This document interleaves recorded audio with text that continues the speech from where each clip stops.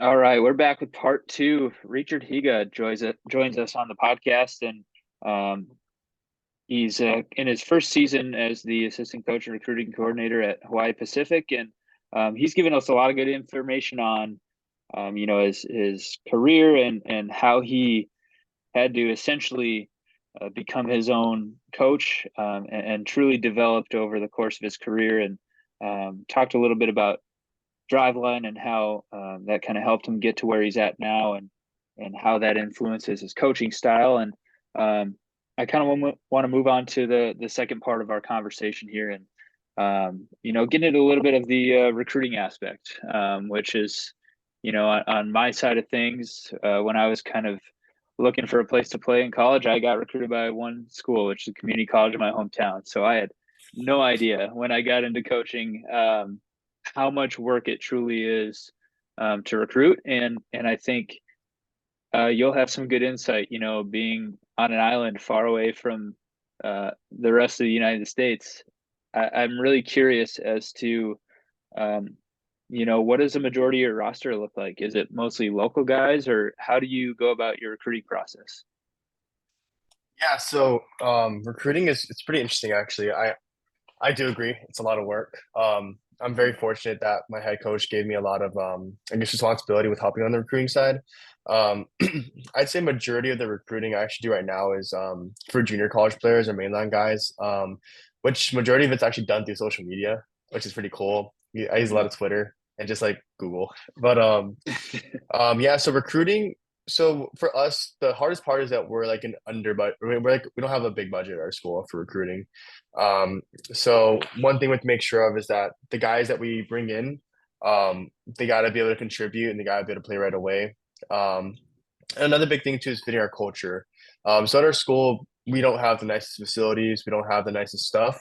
So we really rely on like that grittiness and just like playing really scrappy. And I think it helps us because in Hawaii, like that's kind of like how the culture is for baseball.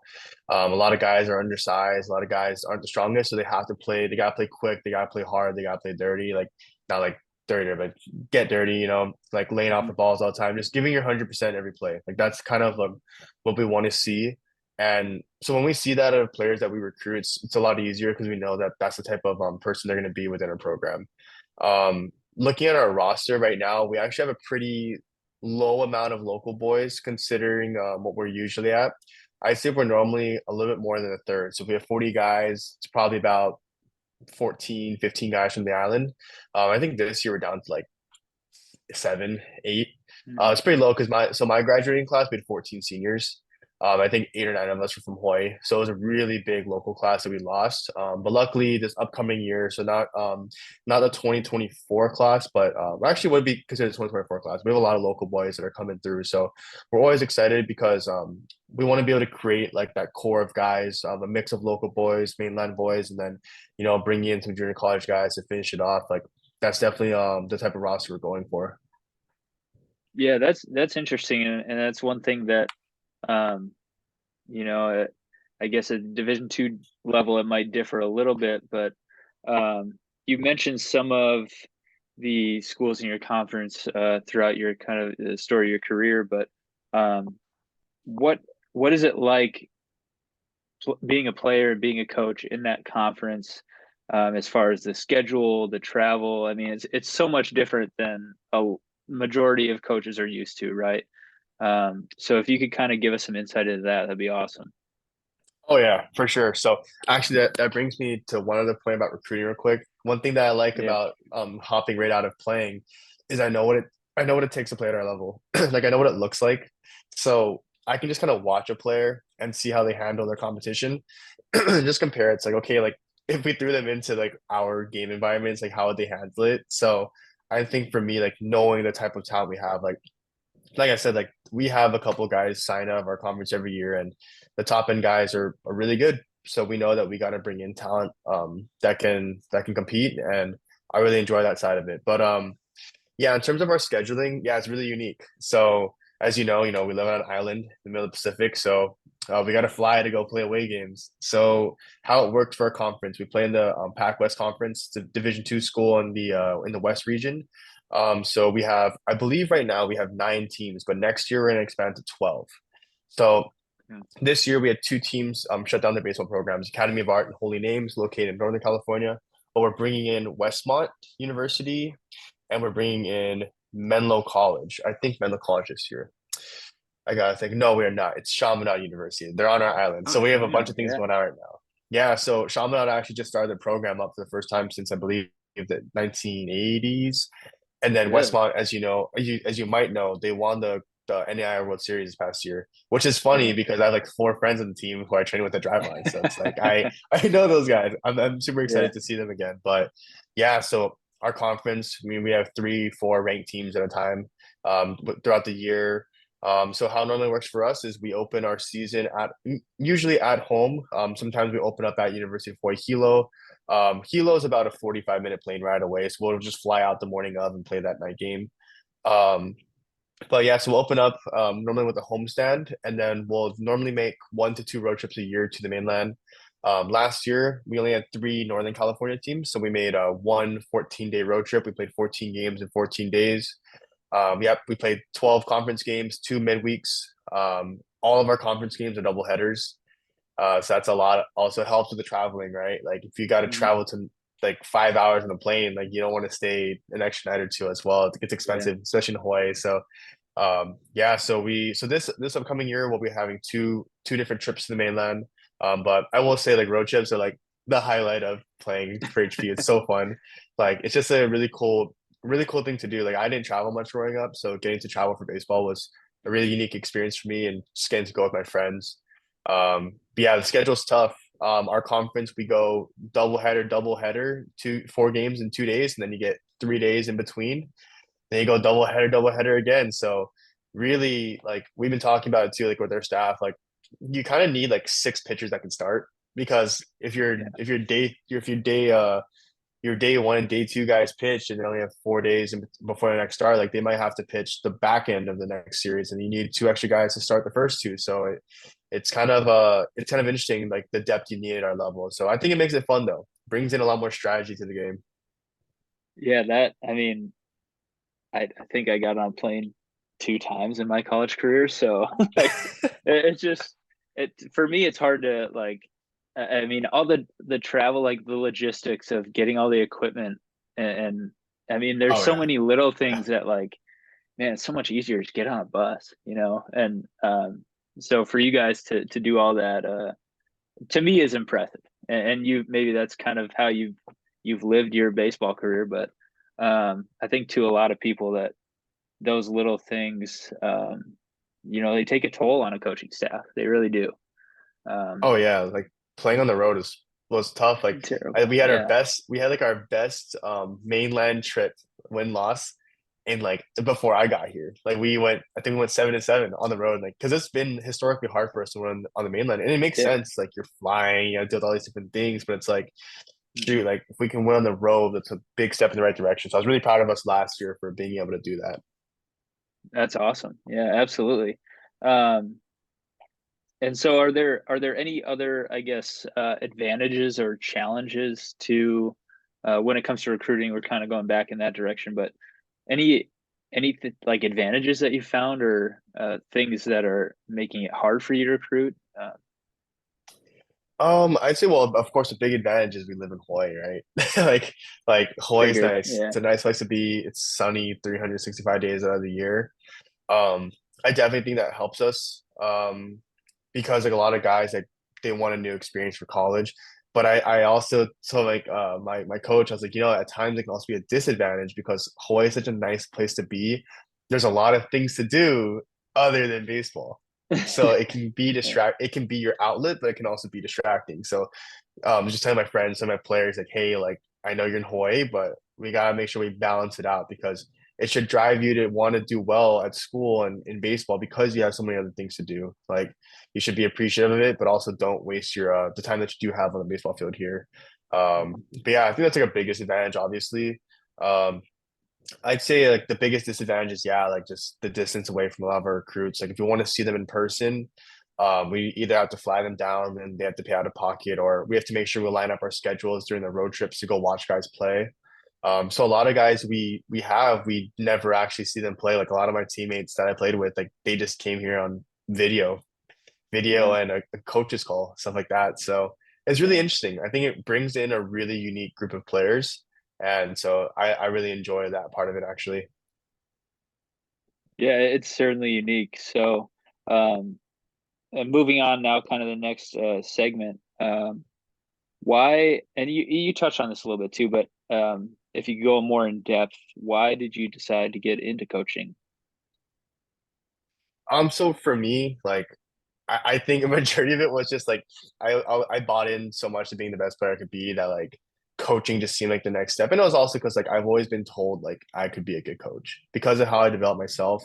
Both the people I drive line, my own coaches, my own teammates, like they all recognize like I had the ability to coach.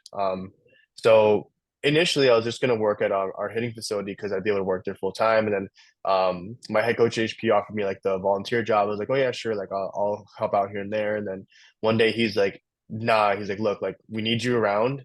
So here's like a paid assistant job. Like, can you do this? And it's like, yeah, I guess I can. I was like, I'm down. So I took it. And I think a big thing for me, well, the reason I wanted to coach specifically at HPU, this is like kind of a personal thing for me, is that my entire baseball career in like the regular season, I don't count summer ball, I've never played for a winning team ever. Every team I played on from seventh grade to my last season HPU, we always had a losing record.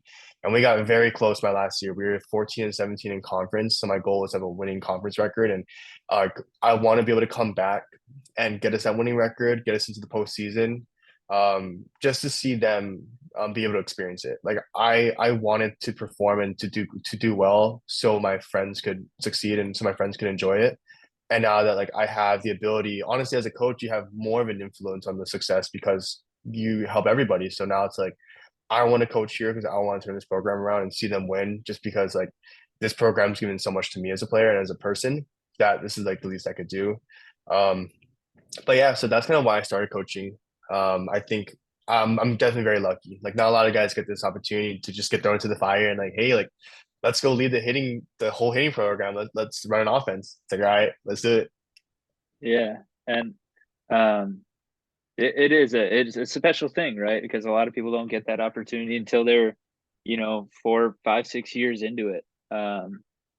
And to hear somebody who cares so much about making the next generation their experience that much better, I think that's a pretty rare thing, and it's really cool to hear that. So that kind of ties into what I want to ask you next, and hopefully this goes beyond baseball, but um, as it relates to coaching, um, or I guess as it maybe doesn't relate to coaching, like what is your purpose? Like um, what are you trying to get out of life? Like that's kind of the grand finale of questions, I think. But I'm curious as to what is your purpose? Oh yeah, for sure. So I think for me, like I think my purpose here is to serve others. I'm pretty strong Christ follower. I've been one like majority of my life. My parents have been involved with the church that I go to for a long time, and I think I've made it a really big point for me that um to kind of just spread the love that I believe that like that I've learned to give. I think a lot of times like I haven't had the best of experiences through baseball, but I think especially through like my faith in Jesus, it's like like I've been put in these people's lives for a reason. Like I endured a lot of like tough times in baseball. I'm grateful that my life outside of baseball was always pretty well. Like I had a consistent family. I had a lot of blessings, but it was through the struggle in baseball that's like, okay, like there's one way that I can pour into the lives of others. Like you mentioned servant leadership. Like I believe a lot in servant leadership. Like I want to show these guys that I care and that this means a lot to me, and like I'll lay down everything I can to serve them. And hopefully like my life and the way that I live, it can be a light for them and show them like, like this is how we can all live our lives, looking out for each other, being able to pour into each other and try to guide them in the right direction, whether they're also a believer or not. But that's kind of what I feel like is my ultimate purpose. It's bigger than myself. and I'm just grateful for the opportunities. But in terms of coaching, I just think that at this time in my life, it's a position I've been put into for a reason, and I feel like I've done a pretty good job of it so far. But just kind of looking ahead in my life, like trying to figure out is this thing I want to do forever. I'm not sure. I pray about it a lot, but I do know that for right now, like trying to be where my feet are at, I want to be like the best coach I can be to give back to these guys, and that's all I feel like I can really do right now.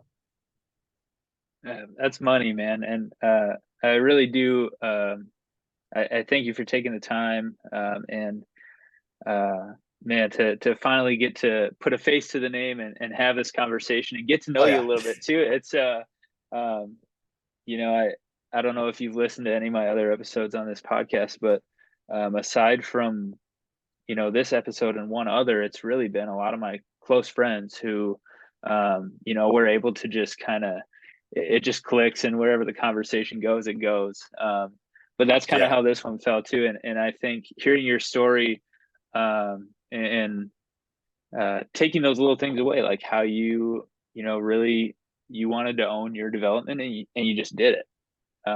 I think like that little reminder of continuing to make sure that I'm taking ownership over my career too.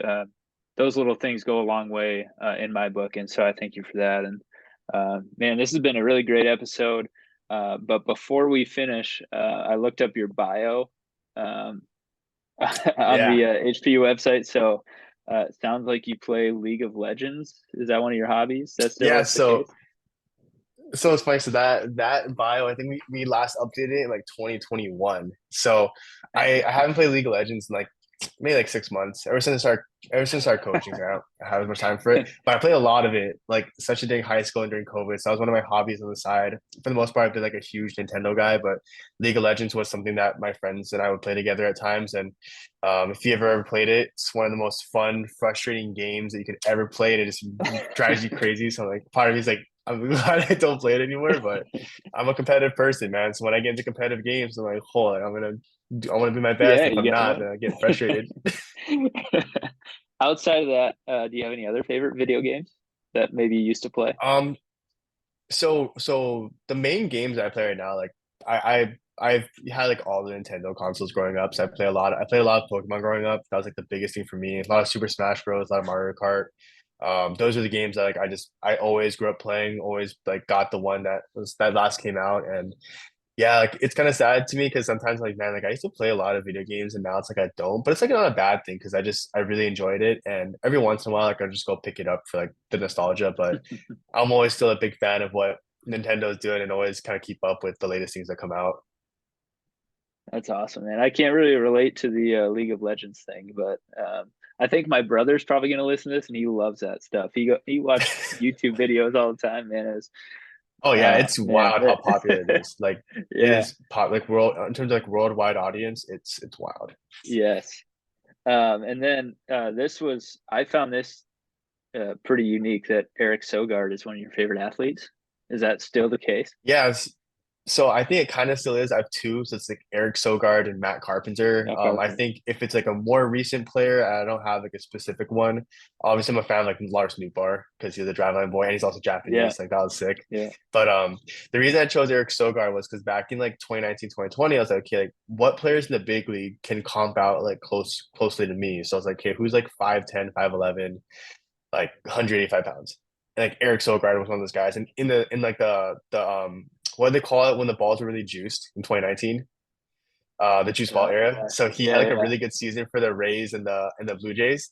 And then, but it's like okay, like obviously I think he was aided by the balls because as soon as they changed the balls, like he was out of the league. But yeah. I really liked him watching him play because I wear glasses, he wears glasses. He was like I think Hmm. he's a lefty only. Played middle infield. I was like, Hmm. oh, it's kind of like a super utility, slightly above average league replacement level player. I'm like, that's Yeah. fine with me if I could ever make it to the big league. So like watching him play and like seeing like guys like that can survive in the league. And then of course like Matt Carpenter was one of my favorites because like all my teammates comped me out to Matt Carpenter. That was my closest comp. Like I played third base and Really? second, he played third and second. He has like a lefty power hitter with a little bit of swing and miss. That was me too. I wish I could be like the MVP level Matt Carpenter that he was in like 2021, Yeah, but he doesn't I exist was more of anymore. the yeah, I was more of the I was more of the hot and cold Matt Carpenter, but still I love watching those guys play. Those were like my favorite players. So yeah. That's amazing. I mean, that's got to be one of the most unique answers to that question. Okay, now we're moving on to the other questions. Favorite baseball team? So what's funny is I actually like don't have favorite sports teams. I love watching sports. I watch especially baseball and football. I love baseball, football. But I would say I guess for this year, or one of my favorite teams over the years has been the Rays. I really like the Rays because I like how they're like a small budget team, and they win a lot on like development and analytics. So it's like that's kind of where like my background is. Like I feel like I'm kind of in the same boat. And the other two would probably be the Angels, just because my dad like loves Shohei Ohtani, and I love Shohei Ohtani. I've seen Ohtani play like 5 times. He's awesome. So, Mhm. but now it's unfortunate because my dad also doesn't like the Dodgers, but Ohtani went to the Dodgers, so That's it's tough, like, man. we have It's to unfortunately cheer for the Dodgers. But yeah. tough. Fair enough. Yeah, that's all right. That's interesting. And then you mentioned football. I guess is that your favorite sport that isn't baseball? Yeah, so growing up I actually didn't play any other sports. I played backyard football, backyard basketball, but the reason I didn't play any other sports is because I was too bad at baseball to put any more time into anything else. Like I wish I could have been the three sport athlete, man. I really wish, but I was not good at any of them. So Oh yeah, but man. I love watching football. I think football is like just like yeah, I'm so impressed by like the physicality. Like I know in baseball it takes a lot of skill, but watching football players, I'm like, dude, like I I'd be crushed. Like my body would fall apart in one game. Well, that actually now I have another question. So, what time, I guess on a Sunday in the NFL season, what time would those games start? Your time. So when it's like the normal, so I don't know when it's considered daylight savings and when it's not, but the furthest time away from Eastern time is 6 hours. So right now it's 5, but sometimes it's 6. So that means 7 a.m. on Sunday mornings, NFL football Oh starts. my, And for me, give me a break, I man. love that. I love it because Oh like my I'll gosh. go to sleep Saturday nights and like oh first thing in the morning football's on, and then like um like if I'm going to like a morning service for church on Sundays, it's at like 10 o'clock. It's like, okay, I can watch football for like the first 2 hours and then go to church. But it's like, it's awesome. Like, I personally love it because then like the last game is done by like 5 p.m. and then I can just spend the rest of my Wow. Sunday doing what I gotta do. I gotta tell you, man, that kind of pisses me off actually, because this I grew up in the Central Time Zone, which like That's like, that's tough. Monday night football starts at like 7:45, but Yeah. now I'm in Indiana, which Eastern Time Zone, like that. I got back from a flight from Arizona. It's 12:30, and Arizona or not Arizona, Texas and Washington were still playing in their semifinal game, and it's like, man. So I envy you for that. Okay, most recent show you watched, either Netflix Mm. or otherwise. Maybe you don't watch anything. I don't know. Nah, so I watch a lot. I watch a good amount of shows. Majority of the shows I watch actually are like the Marvel series. So I actually started watching What If.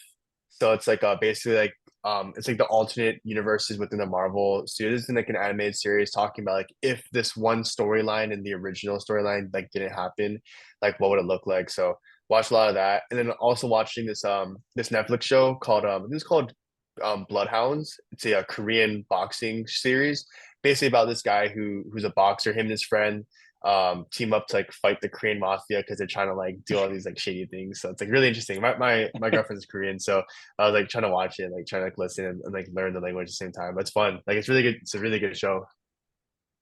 Okay, all right. Next question. Favorite musician and or band? Mm.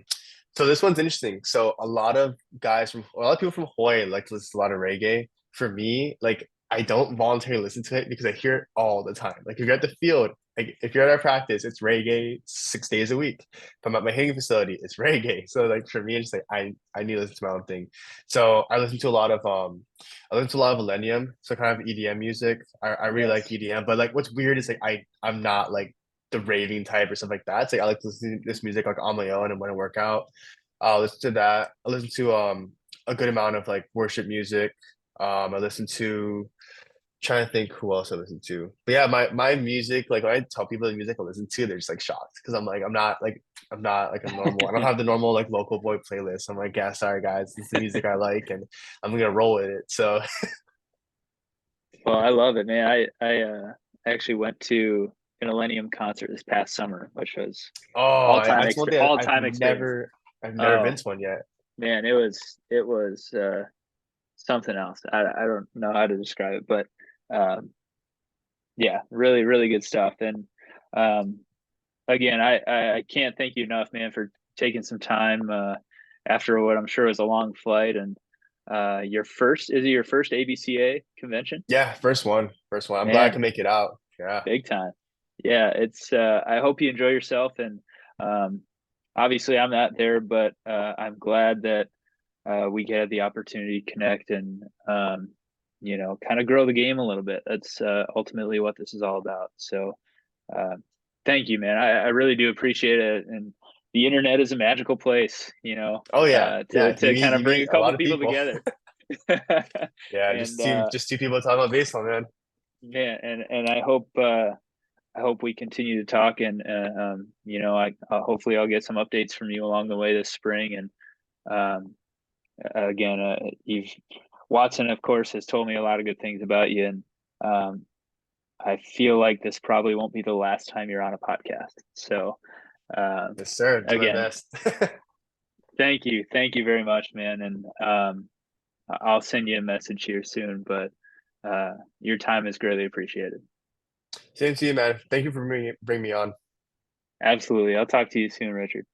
Yes, sir. Have a good one. All right, see ya.